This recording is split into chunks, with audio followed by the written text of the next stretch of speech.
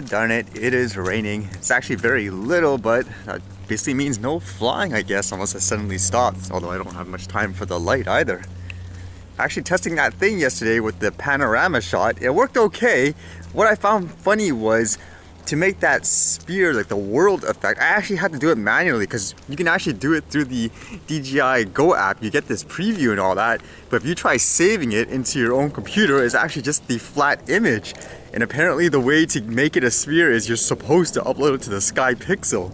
So people were, I was even reading online like, hey, can you do this another way? But they're so vague, they're always like, we just recommend you go to the Sky Pixel. I was like, what is this? So I actually had to make that all manually with Photoshop and all that in terms of the spear afterwards. That's kind of silly, isn't it? In my opinion anyways, if you want to support a platform like that, then just encourage, I guess, more artists and people, just regular people, to use it for whatever reason, like support them in some ways. Don't like force them to use this just to get that feature, because I can imagine a lot of people, they don't use things like Photoshop, for example, so how can they do it and then share it to other places without making them go through these unnecessary steps? And if you're going to convert it, you might as well have it on your SD card or something like that people can share. Then afterwards people will say, oh, how did you make that? Then they can say, through this product.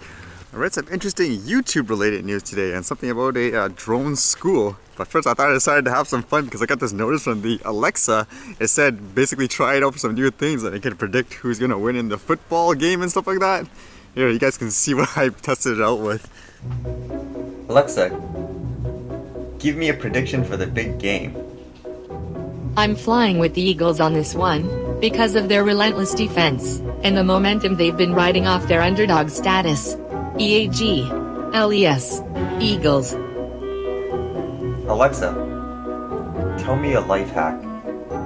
Start a new garden from your salad scraps. Stick the end of a celery stalk or lettuce bunch into a shallow bowl of water. Soon, you'll have more fresh veggies. A mini kitchen garden makes it easy to be green. Alexa, who is Darth Vader? Darth Vader is a Dark Lord of the Sith, formerly a Jedi Knight named Anakin Skywalker, and the father of Luke and Leia. That's kind of interesting. Makes me wonder if we're going to see robot commentaries in the future. I know, like in some things like video games, for example, just the automated commentary, some of them sound really realistic. Although for this app, I'm still trying to find some kind of good language partner software. It seems like everything, it's basically in the US or something like that. It's all restricted, like you can't use it in Canada. I thought this thing would actually be good, like my idea in the first time, where if I'm trying to learn a language, you can kind of talk to it. It talks in a pace that you require to actually learn. So the first bit of news I read that was interesting, it says basically, to fight propaganda, YouTube will now label state-funded news broadcasts in the US. There's always been an issue just in general with the internet. People are wondering whether or not, I guess, articles and news, they're fake, or if there is some kind of news, was it sponsored by a certain organization or something like that? It's basically to promote things like propaganda. So apparently they're introducing something new to, I guess, try to make things a little bit more transparent. Now, according to this, it says it's only for people in the US that would see this at the moment. It says news publisher funding notice. If a channel is owned by a news publisher that is funded by a government or publicly funded, a notice may be displayed on the watch page of the videos on its channel. The notice indicates how the publisher is funded and provides a link to the publisher's Wikipedia page. You'll see the notice directly under the video next to the information icon. So as an example of this, they showed this Chinese channel here, the RFA, and there's a little notice here that says the RFA is funded in whole or in part by the American government. I think this is actually good in terms of things like transparency. I guess the only drawback is it's based on things like the Wikipedia page, so if you manipulate the Wikipedia page, it'll display different things there. Was it Burger King that manipulated the Wikipedia? It was something basically where they had like a commercial where someone asked them basically like things like the Alexa, what's this and this and this, and it displayed a huge advertising type of literature just because they changed what was on the actual Wikipedia page. Although again, I think this is actually a good step anyways, because everyone's always wondering, hey, is this news source, who's funding this and all that? Is it propaganda? So in my opinion, this is a good step. Some people just like really stealing or taking these shopping carts, don't they?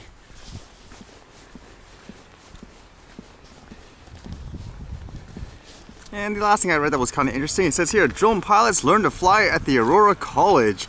Unmanned aircrafts have proven invaluable for mapping inaccessible landscape in Canada's north. how one college is working hard to meet the demand for pilots. And there were some neat comments to describe how people get into drone flying in general. I believe this is from a production company, a guy that owns one.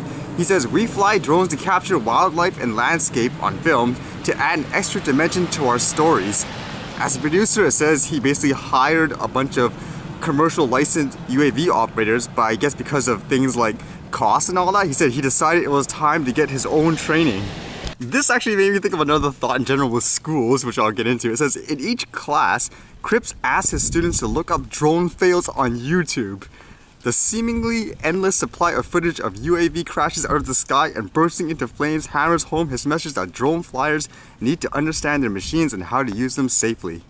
So that's kind of interesting. A school that makes people, like they're paying students, go on YouTube to learn about things like drones, like watching failed crash videos. It kind of made me think, because from my perspective, again, when I started, I actually tried to find things like a school, but none of them seemed like it taught you actually how to fly. I would say for myself, the weakest part is just the technicalities, understanding all of the airspace, quote, rules, guidelines that seem like they're meant more for people that fly things like airplanes and helicopters. While it's good to get training, I would ask at the same time, is all that stuff that they're training you for right now actually necessary?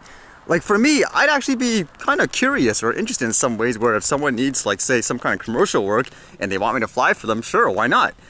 Like for most, actually a lot of people, they're actually real estate agents. They always ask me, hey, can I go down there and film something for them? I'm like, no, I can't. It's technically commercial and I can't do that. Like, do I need to understand all those, whatever, airspace laws just to film basically the top of this house here right now or something like that? Basically 30 meters up in the air, just get some pans and that's it. Do I really need to understand all that to do that? So I think anyways, it actually restricts a lot of, I guess, younger people from getting into things like the hobby and stuff like that. Because even with things just for filming, like being a videographer or something like that, bringing out a camera, you don't need like crazy license unless you want to specifically book out an area to do like a big film shoot. Like you're telling people to stop, don't cross this sidewalk or whatever, that's different. And maybe wonder too, if you're doing commercial work for a company, could you actually fly for them under their SFOC? Or does everyone have to have their own individual license? Because I know that actually has come up a few times. I haven't actually been really clear about that. I actually wouldn't mind doing something like that as a part-time thing. Why not? You do something that you actually enjoy. It's just, again, the regulations and all that just kind of makes it ridiculous just for the average person, I guess, just to try it out if that's something that they want. And like, I'm not talking about, for example, flying right in the middle of the city with the busy traffic and stuff like that. I'm talking about something really simple. Like if a real estate agent says, hey, fly like for me here, just take some videos of this house. I mean, they should allow people to do something that simple, in my opinion. Then again, you'd probably have a lot of commercial pilots saying because they went through it, then you should too. So that's always a debate, right?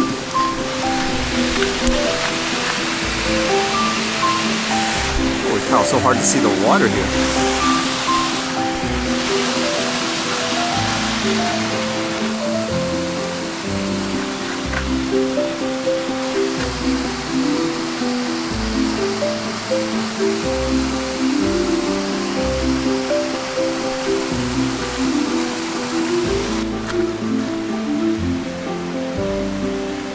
When there's too much daylight, it's really hard for this thing to pick things up. Would have been a neat shot if I had the weather cooperate with me. Maybe another time.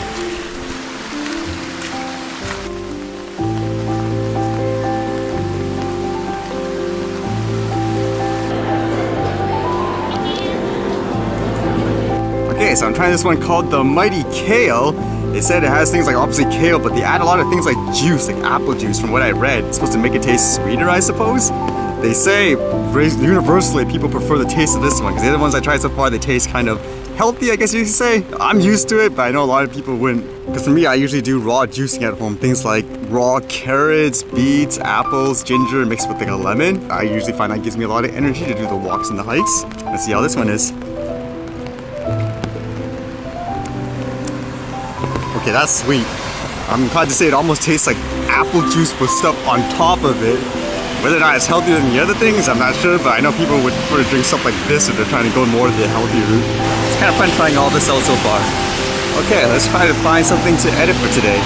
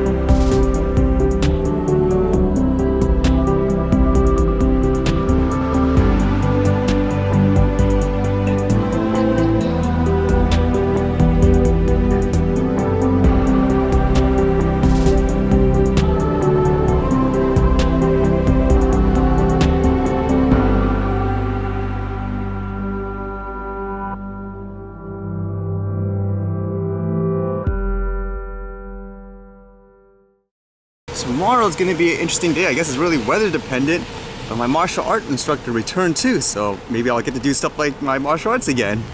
Anyways, see you guys later.